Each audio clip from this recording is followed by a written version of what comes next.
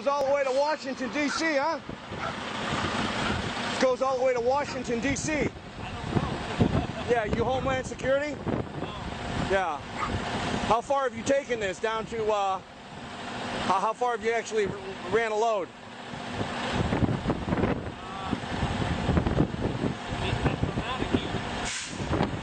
100 miles? Up to Maine? No shit. How many miles do you think that is?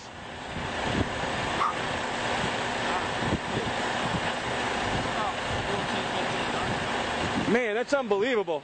Not to mention, I heard there's one that goes all the way to Colorado, right? Unbelievable. What do you think you're hauling? Any idea? Crap. Yeah, okay.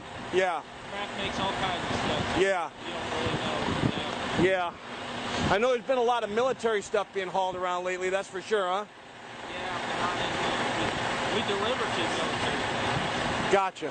Gotcha. For their food. Yeah. Food. Yeah. Yeah.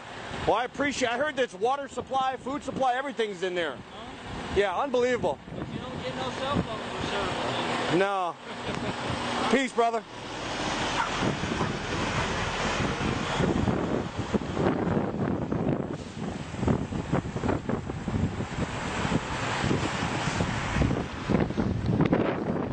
I mean, basically, you got an underground roadway system here that runs all the way to Maine, to Washington, D.C., to Colorado. It's fully stocked. It runs completely underground. And you can see they've been hauling tons of military equipment. You know, they're stocking all these bases. Now, the other thing is the railroad system here is also very strategic. They're bringing in boxcar loads and they're dump shipping here, and they can really deliver to all these locations, which these locations go all the way to Area 51. These locations go all the way to Washington, D.C. There's access underneath the White House to this location, okay?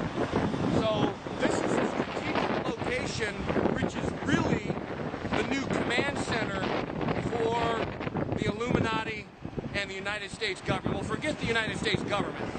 This is a headquarters for the Illuminati. This is where they'll ship most of their supplies. When they go underground, they can stay underground for quite some time. And this is stocked with food, water, everything they need. It's an underground city.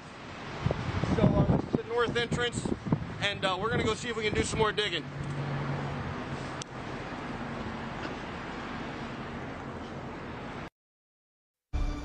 Well, it would seem some very strange happenings are going on. First, I remind you to go back in history and remember Donald Rumsfeld's comment the day before the attack of 9/11, where he said that the Pentagon had lost $2.3 trillion, and then just fortunately, then the Pentagon was destroyed the next day on 9/11, 2001. Well, I believe a lot of that money went to go to spending for certain operations for the CIA, FEMA, Homeland Security, and a lot of that was building underground military complex. Fast forward to August of this year, if you remember that DC that happened, Virginia, Washington DC, and also in Colorado, there's evidence pointing to that not being an earthquake as much as it was probably a nuclear explosion done by the good guys, the Black Ops military, who found out about the evil plans of the globalists that were planning on killing off a huge percentage of the population and going and running and hiding in the military underground complex. So what they've done is cut off some escape routes during that time.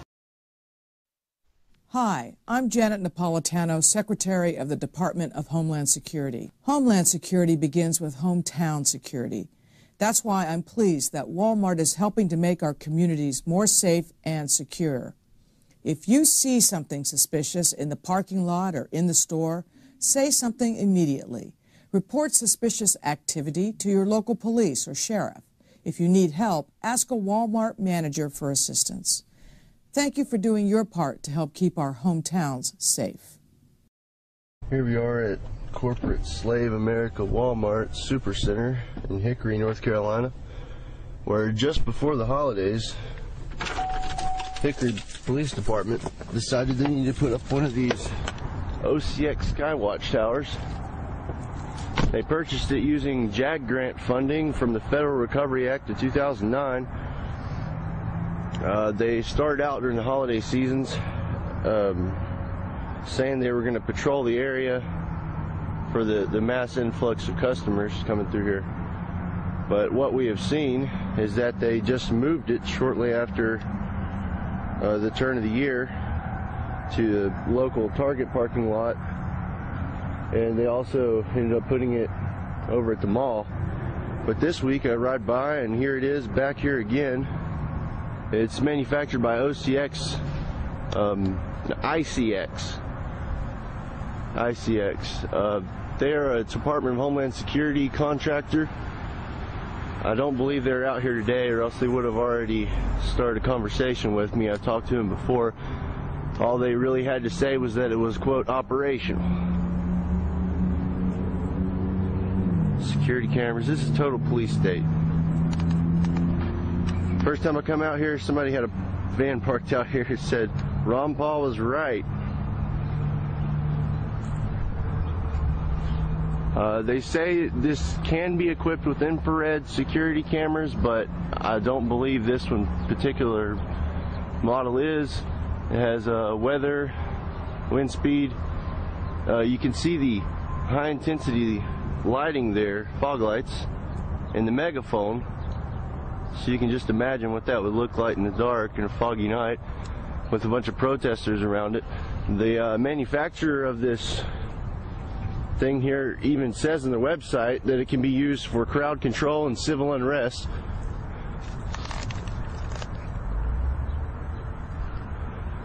Let's see if I can get an exact count on the number of security cameras. It actually comes down, there's no ladder. Part of it I think is solar powered. They have a heater inside, air conditioner. It's got a megaphone on every side. Let's see, 1, 2, 3. At least 3 security cameras. And this is Hickory, North Carolina, right here where the police state is coming into effect. Slowly but surely they're desensitizing the public to their presence. We're seeing them out here every single day. There it is. It's right over there. Okay, you see up here on the right, they got the privacy green fence with barbed wire all over it. Well, it's razor wire. And there's fresh water source. Everything's set up here for them. Slow down. This is their little complex. The sun's in the way.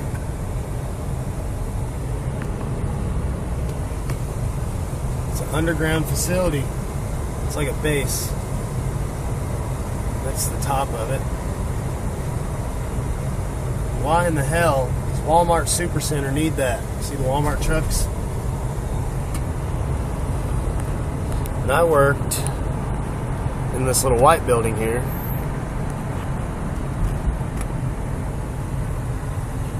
See, it's like a military style entrance, kind of like a FEMA camp. But I worked in this white building here, and I saw there's a tunnel. You can go from in that building to the underground facility, which is over there. Pretty trippy stuff.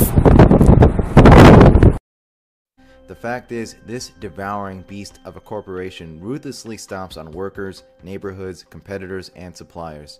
It has and will continue to destroy the world economy and labor force. It is the perfect New World Order enterprise. The Walton family, which controls Walmart today and is actually the richest family in the United States, lives on blood money. They operate jointly with the City of London Wall Street bankers. The truth is, this family became one of the world's wealthiest families by decimating the US and world physical economies.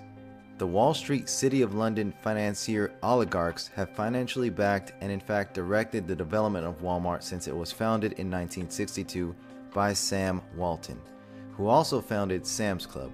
Ironically, this is a man who is highly respected by the club. Make no mistake about that. Sam Walton was a captain in U.S. Army intelligence and friends with none other than the New World Order Bush family themselves and George Bush Sr. The Walton family's support for the Bushes goes back many years. Back in 2002, John Walton, son of Sam Walton, contributed $325,000 to Jeb Bush, brother of George Bush and former governor of Florida. Should anyone be surprised? Nearly a day doesn't go by where I don't hear from a senior concerned about the rising costs of prescription drugs, and we're doing something about it in Florida. We've passed the prescription drug benefit for lower-income seniors. It will be a benefit of $160 a month that will make it possible for people to afford the drugs that they need and not have to make these incredibly difficult choices between paying rent or food and paying for their drug costs. And with this extra benefit for seniors, I'm convinced that a whole lot of people can have peace of mind. So we can now understand and realize why George Bush Sr. became very emotional for Sam Walton during the ceremony for the Presidential Medal of Freedom, which was awarded to Sam Walton by Bush. It is dubbed as the highest civilian award of the United States. Supposedly, it recognizes those individuals who have made, quote, an especially meritorious contribution to the security or national interests of the United States, world peace, cultural or other significant public or private endeavors, end quote. Other winners of this award are the likes of Alan Greenspan, Donald Rumsfeld, Tony Blair, and the ever-caring humanitarian David Rockefeller. America's highest civilian honor, the Medal of Freedom, awarded to Samuel M. Walton, March 17, 1992. But first, of course, my respects to Sam Walton, and to Helen Walton, one of God's truly special people. We come here to honor a man who shows that through hard work and vision and treating people right, many good things can happen. This visit is not about Sam Walton's wealth. He's earned his money, and that's his business. He's been generous with his fortune, and that is in the great tradition of America's commitment to this concept that I call 1,000 points of light, enhancing the lives of millions. The story of Sam Walton is an illustration of the American dream. His success is our success, America's success. And sir, you are generous and genuine, tireless and tenacious, and you took risks and helped our country grow vigorous and strong. And your life is going to help them appreciate that ours is the freest, most blessed country on the face of the earth. I salute you, sir, for your vision, and I am proud to give you your nation's highest civilian honor. The world can therefore seize this opportunity to fulfill the long-held promise of a new world order. We can find meaning and reward by serving some higher purpose than ourselves, a shining purpose, the illumination of 1,000 points of light. We have before us the opportunity to forge for ourselves and for future generations a new world order, a world where the rule of law, not the law of the jungle, governs the conduct of nations. When we are successful, and we will be, we have a real chance at this new world order, an order in which a credible United Nations can use its peacekeeping role to fulfill the promise and vision of the UN's founders. And so, fast forward to 2015, and Walmart is currently under close scrutiny by many, with the mysterious and very suspicious closings of several Walmart stores across the country, allegedly due to plumbing. Many people are now beginning to connect the dots with regards to Walmart and their connection to the government. Their connection, partnerships, and joint ventures with various government agencies on record now, as well as contributions to the tune of at least $1 billion from the U.S. government. It's no surprise why suspicion and concern is at an all-time high regarding this highly connected corporation.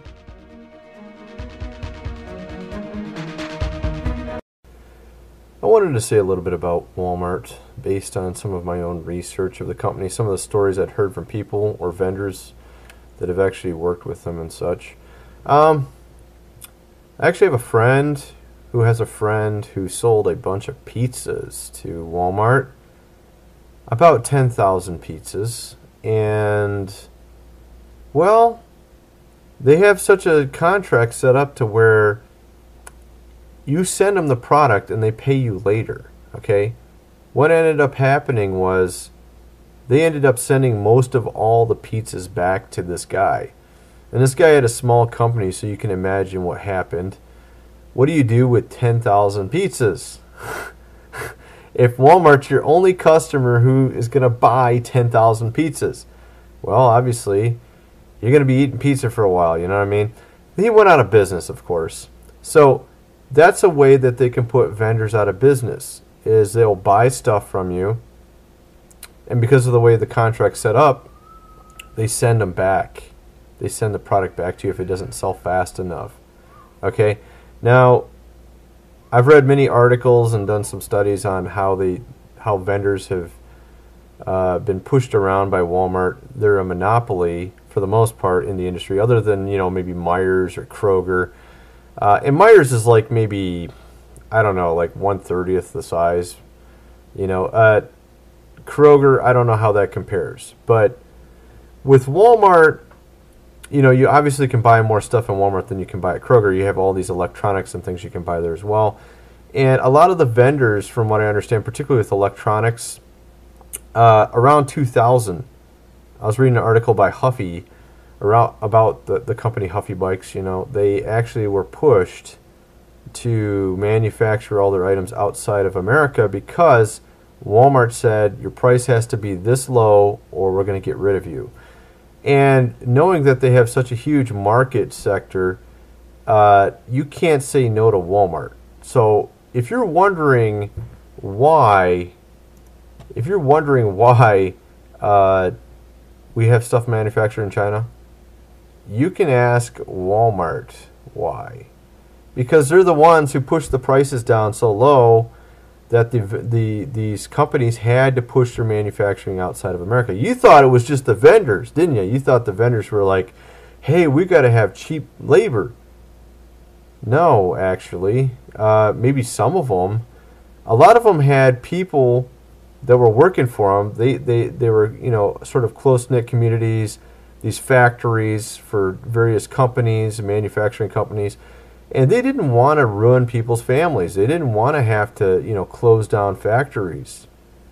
But Walmart told them to lower the price or no business. And if you say no to Walmart, it could be the end of your company.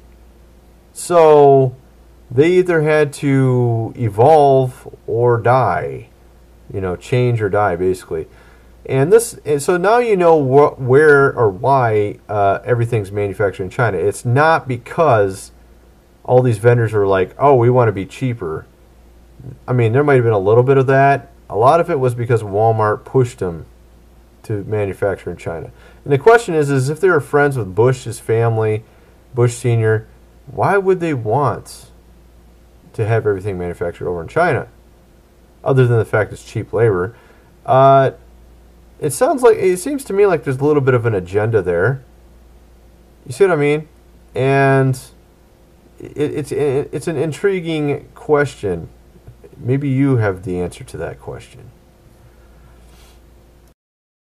I heard that it was shut down because of a plumbing problem. Is that correct? Well, employees of the Brandon store were among more than 2,000 employees nationwide who learned that they were being laid off yesterday. In almost identical manners yesterday, Walmart corporate employees visited 5 stores and told them that the stores would be closing that evening. The affected locations were Pico Rivera, California, Los Angeles County, Midland, Texas, Tulsa, Oklahoma, Livingston, Texas, and of course here in Brandon.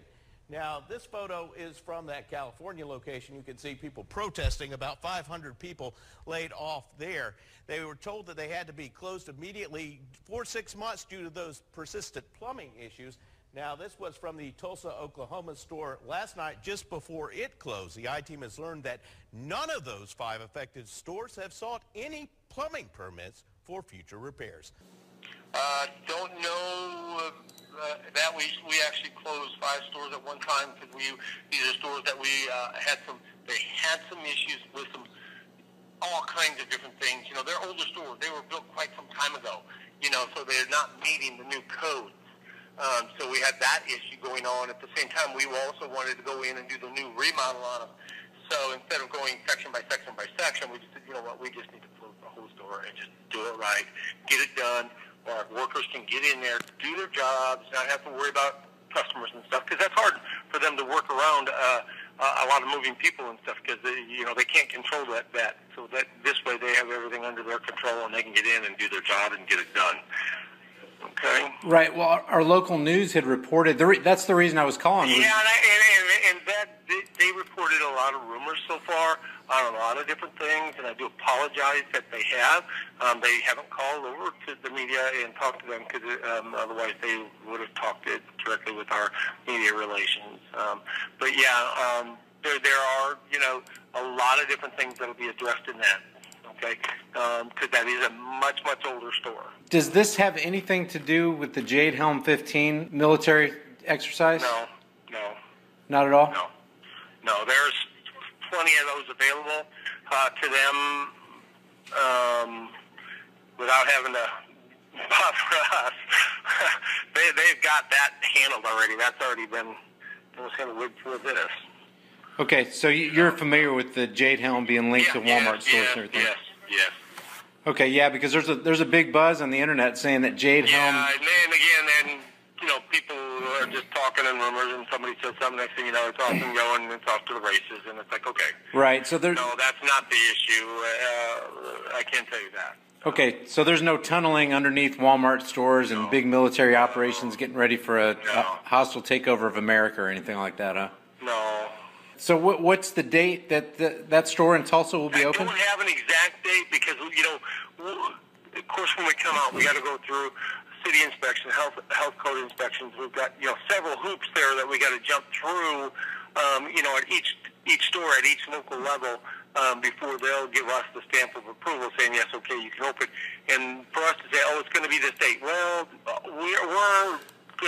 we can safely say 6 months, because it might be a few days or even up to a month earlier, or it could be a few days late, depending on everybody do their job properly, do it right. When you're dealing with a herd of cats, trying to get them all to get everything done properly, sometimes that gets hard. And because when you have that many contractors in there working at one time, it feels like herding cats. Jade Helm decoded. That's the focus of this edition of Breaking Point on the Next News Network. Local media is reporting that citizens of Big Spring, Texas have seen helicopters and tanks moving into their town. This comes just a month after Thomas Meade spoke to the Big Spring City Council asking for their invitation. And following the 30-minute presentation on Jade Helm, resident Kimberly York had the courage to confront them with some pretty tough comments and questions. Kimberly York, and I actually am one of the county residents, and I'm a little distressed with the fact, A, the county issued an invitation without letting the citizens know that it's going on in the county. I think that we should have been informed. I feel like it's being hidden from us about, and then all of a sudden an invitation's issued and it's on us. And I'm a little bit concerned about that.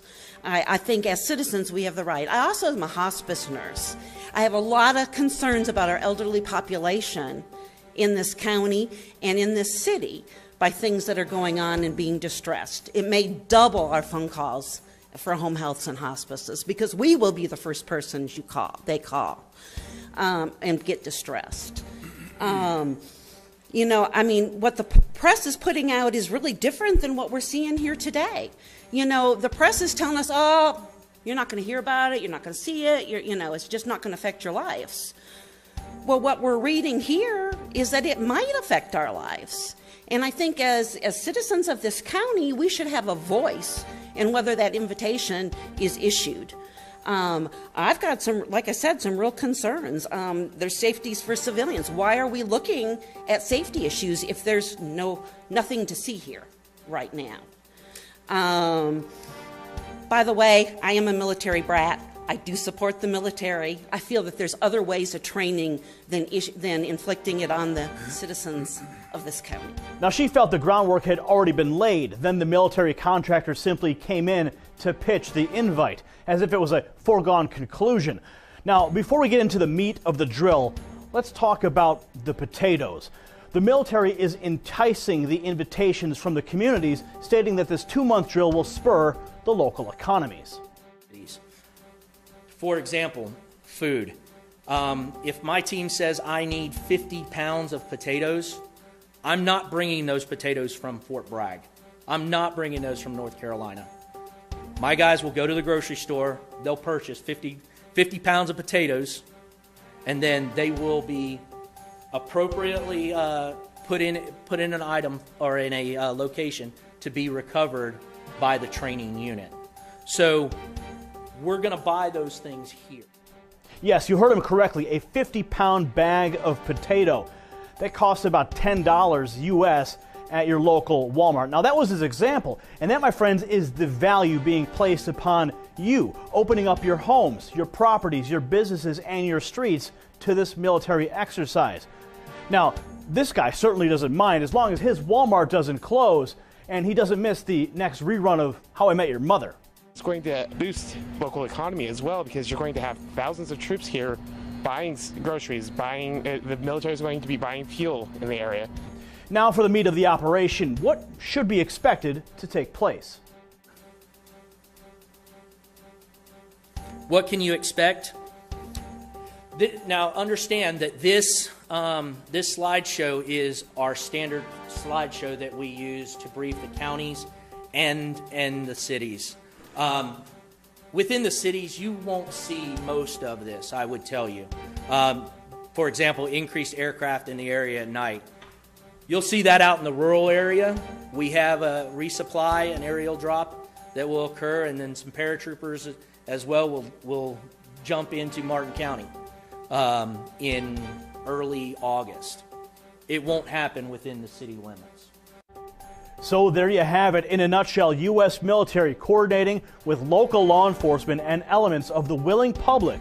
They'll be conducting clandestine activities, carrying weapons under aircraft cover at night, wearing armbands with a special insignia for 2 months across 10 states. This is by far the greatest public conditioning exercise in American history. This, as the world watches Cheyenne Mountain reopening in anticipation of an EMP attack and key operations of the New York Federal Reserve moving to Chicago in the event of a natural disaster. Now, the event that is truly on the horizon is anyone's guess.